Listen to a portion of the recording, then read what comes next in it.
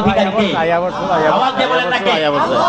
আল্লাহ রাব্বুল আলামিন বলেন কোরআনুল কারীমের 29 পারা সূরাতুল মুজাম্মিলের 9 নাম্বার আয়াতে আল্লাহ রাব্বুল আলামিন বলেন রব্বুল মাশরিকি ওয়াল মাগরিবি লা ইলাহা ইল্লা হুয়া ফাত্তাখিযহু ওয়াকিলা।